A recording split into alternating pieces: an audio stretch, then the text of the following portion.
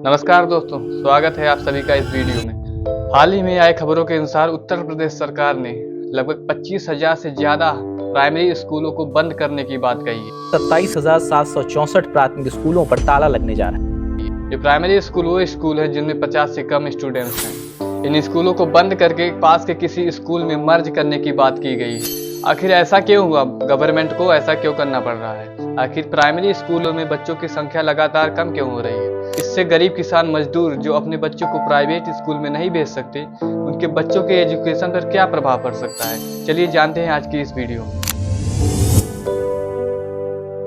दरअसल यूडीएससी के डाटा के अनुसार उत्तर प्रदेश में गवर्नमेंट स्कूल की संख्या 2018-19 में 1.63 लाख थी, जो कि 2023-24 में घटकर 1.37 लाख हो गई है। इसका मतलब ये है कि इस टाइम पीरियड में उत्तर प्रदेश में गवर्नमेंट स्कूलों को एक बड़ी संख्या में बंद किया गया है और आपस में मर्ज किया गया है। और ये स्कूल बंद करने का काम आज से 5 साल पहले से ही शुरू हो चुका है।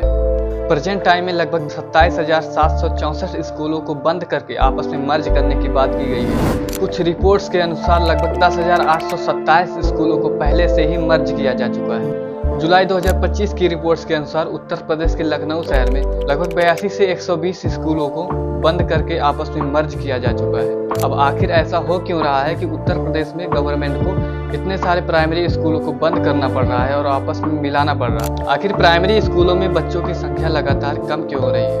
क्या इसमें सरकार की गलती है? तो शायद नहीं, क्योंकि ऐसा सीधा सीधा कहना गलत होगा। गवर्नमेंट को स्कूलों को मर्ज करके आपस में मिलाकर संसाधनों को बेहतर बनाना सरकार की एक योजना हो सकती है।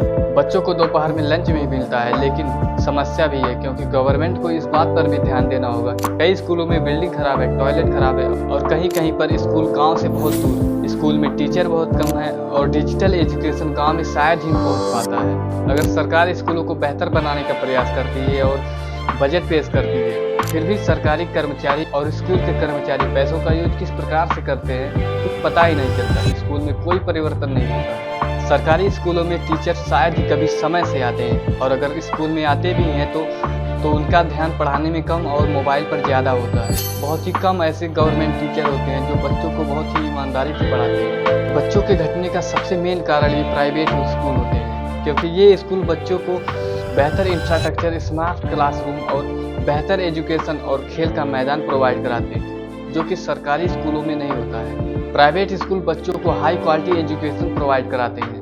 वो पेरेंट्स जिनके पास पैसा है वो अपने बच्चों को प्राइवेट स्कूल में ही भेजते हैं, क्योंकि उन्हें सरकारी स्कूल में भेजने से शर्म आती है। और दूसरी तरफ मजदूर किसान जो कम पैसे कमाते हैं और इस सरकारी स्कूल में बच्चों को भेजना इनकी मजबूरी बन जाती है। और स्कूलों को बंद होकर आपस में मर्ज होने पर इन्हीं के बच्चों के एजुकेशन पर सबसे ज़्यादा इफेक्ट पड़ रहा है, क्योंकि कई गांव में स्कूल पहले से ही दूर थे और स्कूलों के बंद होकर आपस में मर्ज होने से स्कूल और भी दूर हो गए हैं, जिसके कारण ये बच्चे स्कूल ही नहीं जा पा रहे हैं। पहले इन बच्चों में पढ़ाई को लेकर जागरूकता कम थी और ये बच्चे एजुकेशन से दूर भागते थे, लेकिन अब एजुकेशन ही इनसे दूर चली जा रही है। हमारे देश में पहले निचली जाति के लोगों को शिक्षा इसलिए नहीं दी जाती थी क्योंकि वो निचली जाति से, लेकिन इतने वर्षों बाद भी देश में शायद कोई परिवर्तन नहीं हुआ है।